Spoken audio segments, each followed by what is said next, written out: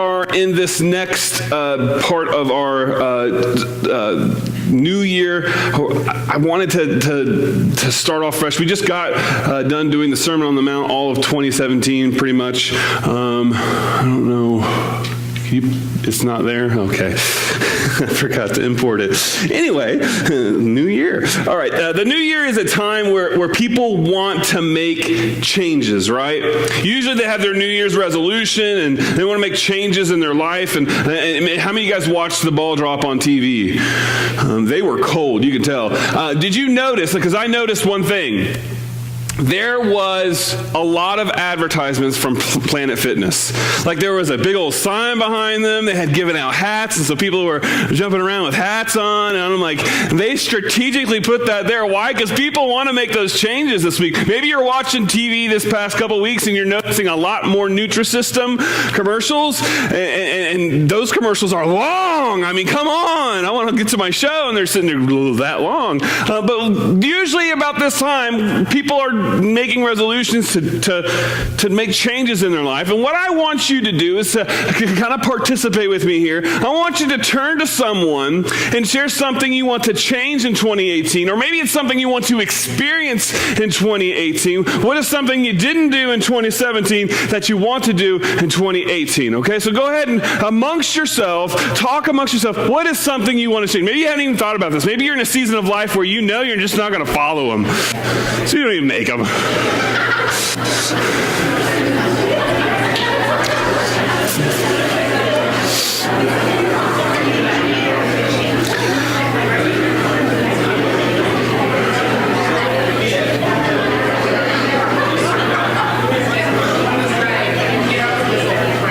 Maybe some of you, your resolution is to talk to more people because you're not talking. Or it should be that. Okay.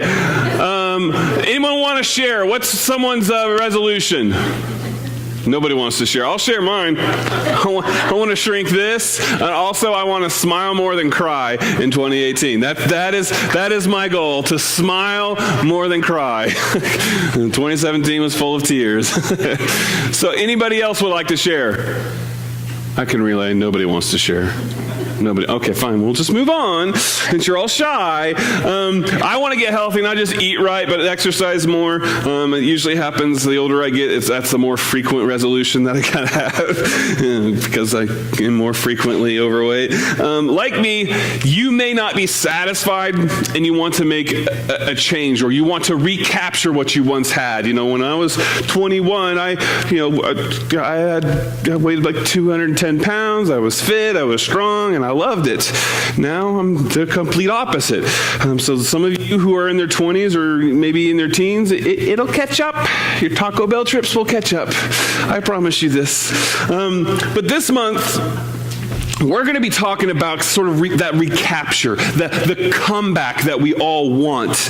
We're going to be talking about comebacks. And whatever your problems are, whatever your issues are, whether it's hurts that you have encountered or failure you have brought up upon yourself, or maybe it's just some financial struggles you've been through or some health setbacks, God wants you to make a comeback from it all.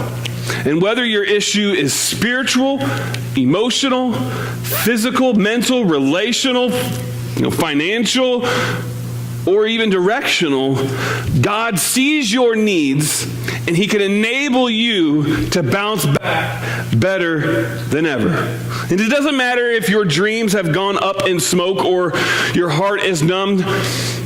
Never count out what God can do for you. What I want all of us to start is to have a place of hope. That's where our first line in your insert says, hope is the catalyst for comeback. Hope is a catalyst for comeback. If you have hope, you can do just about anything. If you have hope, not just in yourself, my hope in myself is limited, but when I want to do things for God is when I really make a difference and really say to my resolutions. When I want to change my life for God is where those stick. There are a lot of comebacks comebacks that happen in our lives. We see them on the TV screen. Maybe you guys watched the football game yesterday, the Titans and the Chiefs. The Titans came back from 19 points down, right? It was a comeback. It was a great comeback.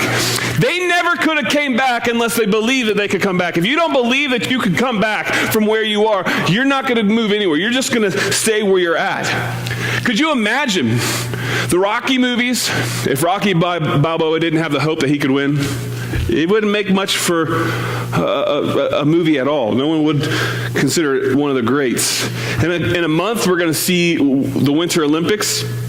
And you'll see racers and downhill skiers slip, and they could come back if they try hard and they have just the greatest form and hope that somebody else slips. And maybe they can get the gold medal. You see, comeback stories inspire us. We fight to win, and even when the odds are stacked against us, we want to rise up above them and fight because there's hope in victory. And that's what our bottom line is. God brings us victory in a comeback. It's His victory. It's not our idea of what a victory should be. It's what His victory stands for. God wants to bring you victory and bring you back to where He dwells. And He always dwells in victory. He is always the victor. And so this resurgence that you desire, it can be refined by His idea of victory. Not your idea, because sometimes we don't think big enough. You see, what kind of challenges are you facing today? Everyone in this room probably has a challenge. Maybe you're having trouble with people in your life, strained relationships. Maybe it's a friend, a neighbor, a sister, a brother, a parent, and you need to come back to a renewed relationship. Maybe the trouble in your life is an addiction.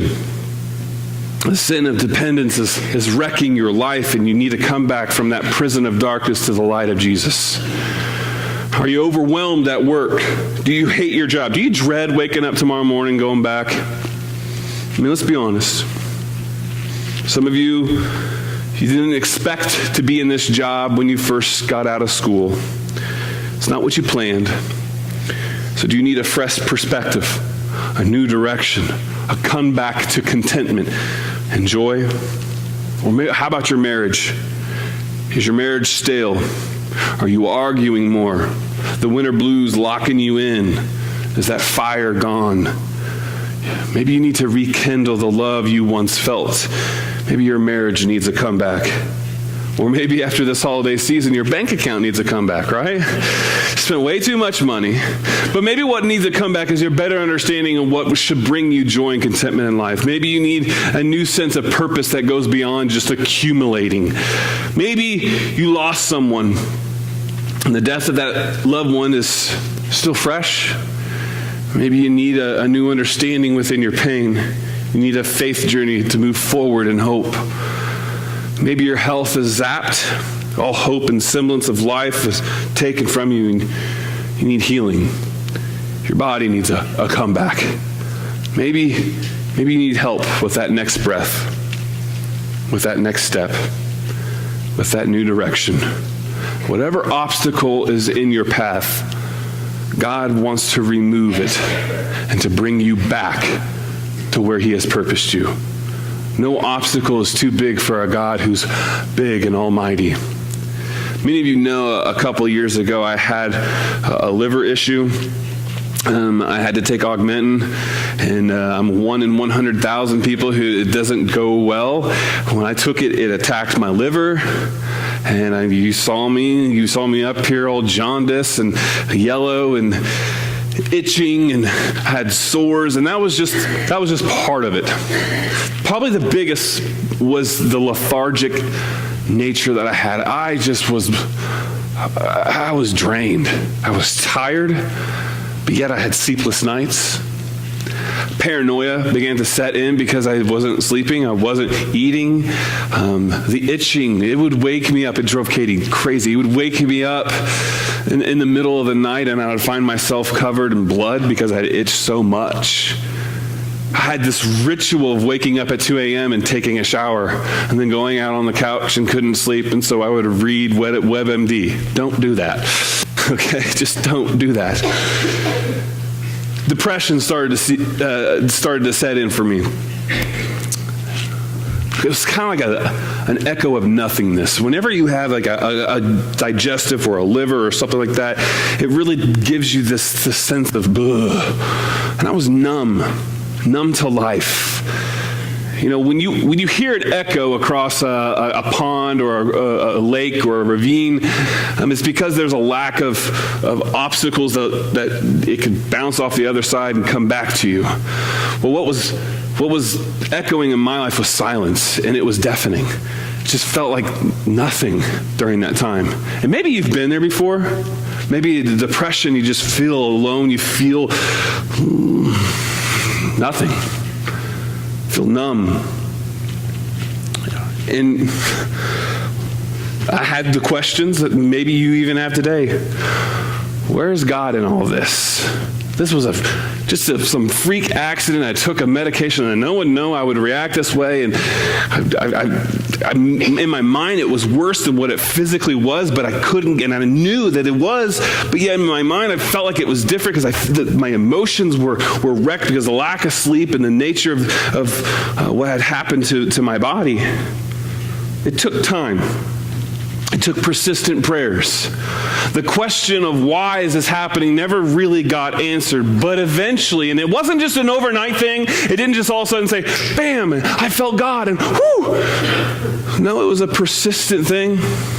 And it was, if you battle from depression like I do, it's an in and out thing in my life, even today. But eventually, that lostness did lift. And God breathed life back into me. But again, it wasn't an overnight thing. It was a battle, and sometimes I didn't even feel it. Have you ever been that numb to life? Are you in a lonely season? Are you longing for a resurgence, a comeback? Well, there was a prophet by the name of Elijah who had a similar experience, and he was very lonely. He'd been through much. His ministry had accomplished a lot. In 1 Kings chapter 19, we see a lot of great things happen up to this point. He defeated the Baal prophets, a false god.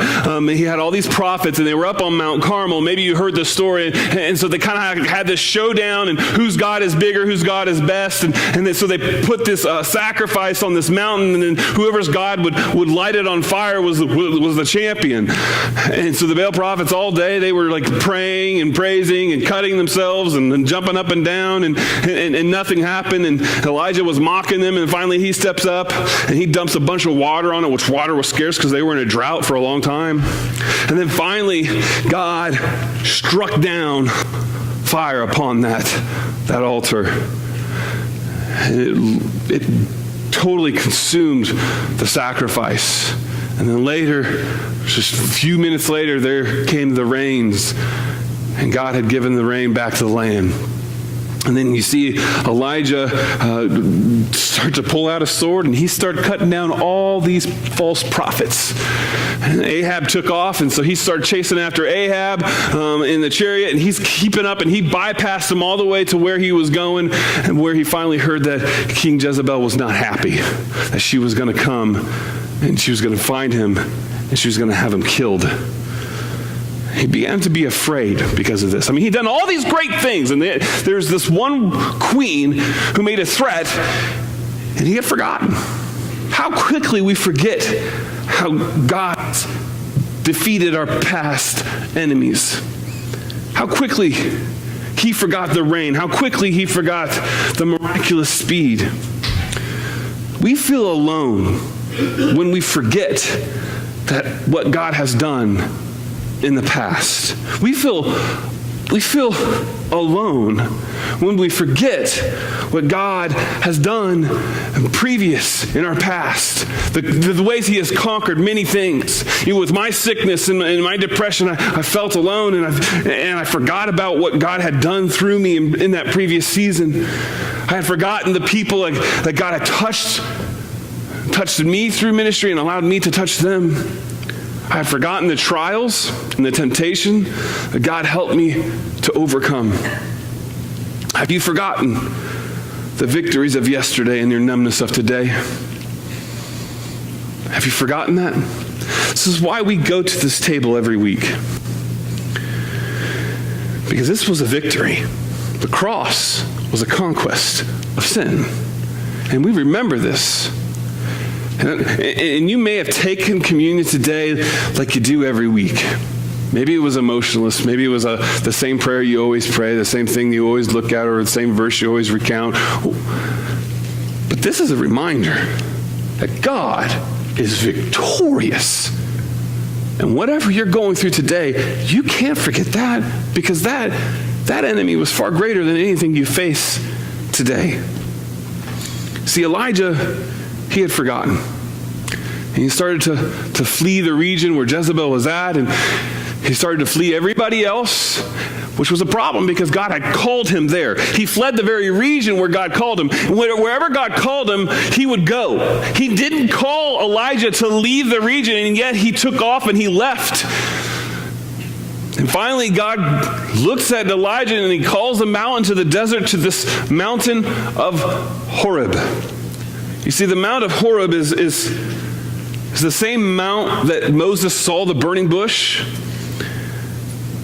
before he made his comeback from murder and shame. See, this mountain is a mountain of comebacks.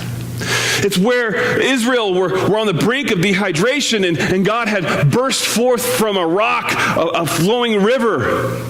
This was the same mountain that they sent out spies into the promised land to see what God is going to give them. This is a mountain of fresh starts that would bring God's people back to the promises of Abraham, Isaac, and even Jacob. It was from this mountain that God made a covenant with his people, giving the 10 Commandments. And so Elijah was called to this place because this is where comebacks happen. This is where a new beginning takes forth. So in 1 Kings chapter 19, starting in verse 9, we see Elijah here on this mountain. And in verse 9 it says, he went into a cave and spent the night. And the word of the Lord came to him, "What are you doing here, Elijah?" He replied, "I've been very zealous for the Lord God Almighty. The Israelites have rejected your covenant, torn down your altars, and put your prophets to death by sword. I am the only one left. And now they are trying to kill me too." He was afraid. He was numb. He was alone. He felt like the world was stacked against him.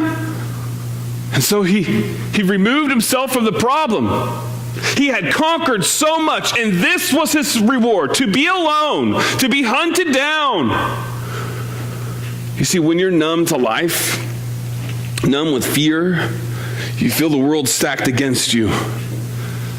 People will say, I'm praying for you, and those prayers seem small, even though they're big, they feel small because your hurt feels so big. You feel alone. Past accomplishments are meaningless. And this is where I was at 2 years ago. And I find myself in and out of there when I'm healing from the passing of my own father. Maybe today you find yourself there too. You're kind of numb to life. The hurts seem to mount up. Maybe you're depressed like me. And there's a taboo when people say they're depressed. When people say they're depressed, maybe you hear that they're weak. You don't understand what depression is. I think we have a misunderstanding of what depression is. It's a chemical imbalance that I have no control over, that you have no control over. This is something I inherited from my family tree. I didn't choose it. I have to take medication for it. I have to exercise regularly, and if I don't, I can find myself in it to stay. And maybe you feel that same way too. Maybe you could be honest and say, yeah, I deal with it too. See, if you think that people can just buck up and get out of depression, you have no understanding what it is. And since you have no understanding what it is, maybe you just need to zip it and let people who do understand take care of it. Because you can't just put a smile on and overcome it. You can't just buck up and then like that, it's gone. Oh, I wish it could happen. See, right here, Elijah was asked, what are you doing here? What are you doing here? And he replies with his condition, what's happening around him. He's painting a picture to God, and God already knows this picture. God understands it. He allowed it to happen. He sent it. God's response requires Elijah to wait and to listen, and that's sometimes the last thing we want to do. But in verse 11 of chapter 19 of 1 Kings, the Lord said, go out, stand on the mountain in the presence of the Lord, for the Lord is about to pass by. When you hear that, when you read that, you may think it's no big deal, but it is a pretty big deal, especially in the Old Testament. This just doesn't happen every day. It's removed from what we experience today. See, today, when we want to be in the presence of the Lord, He lives within us. He's among us. God showed up today, whether you knew it or not, whether you felt it or not. He's here. He's among us. He's out, alive and active. The presence of the Lord is something that just didn't happen back then because Christ hadn't removed the stain of sin from the world. So people always wanted the presence of God to show up in a bush, to show up by an angel, to show up by a pillar of fire or a pillar of smoke. They wanted His presence. And so when God says, my presence is going to be shown before you, He's thinking, oh yeah, like when Moses saw Him, and he was blinded and his face would light up. That's what's going to happen. He's expecting this big, giant thing. But God doesn't show up that way. I do find this pretty encouraging because Elijah doesn't have to fake it like sometimes we have to fake it when we're feeling numb and feeling alone. I find it encouraging. God isn't intimidated by Elijah's failure. He isn't confused. God isn't like, oh, what's with this drama, Elijah? Come on, be happy, look. That's not what God does. God doesn't shame us in our low points. Maybe you've gotten shame from your parents, from your father or your mother during the depressing period, or your loneliness may have been met by apathy from people that are supposed to love you the most, but they don't. But God is there with you. He does speak truth. Sometimes that truth is hard to hear, but that truth comes with a desire for Him to bring you back, to give you a comeback. See, God brings us victory and a comeback, and that's what He wants for everyone in this room. And sometimes that victory comes at us being defeated, by us giving up a portion of our life, giving up that in which we're trying to self-medicate this world and its hurts from. See, Elijah was fleeing the place where God had called him to be, all because some queen threatened him. Like God can take care of Jezebel. He had left his post. See, in his ministry, he had grown used to the fires and the swords and the big, elaborate, but now the season that he finds himself in is different. See, God brings victory in more ways than what we can think. And so with that, God had a message for him. And He shows up on Mount Horeb. In verse 11, it says, then a great and powerful wind tore the mountains apart, shattered the rocks before the Lord, but the Lord was not in the wind. After the wind, there was an earthquake, but the Lord was not in the earthquake.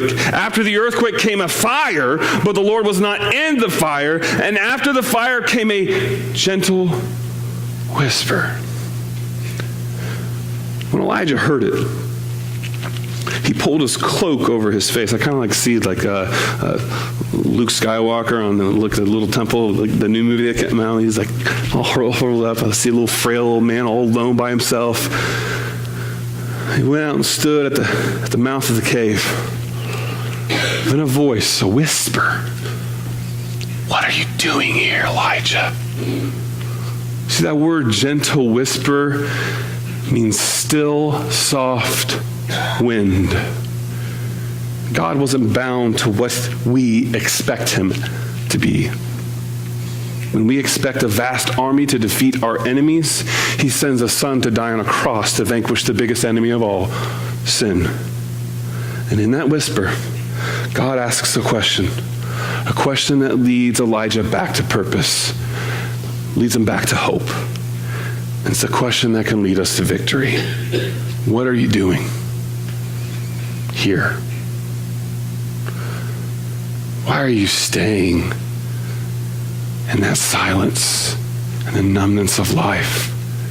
What are you doing here, motionless and purposeless and bound by fear and questions? What are you doing away from what I called you? Well, Elijah had the same response as he had before. He replied, I have been very zealous for the Lord, O God Almighty. The Israelites have rejected your covenant, they torn down your altars, put your prophets to death by sword, and I'm the only one left, and now they're trying to kill me too.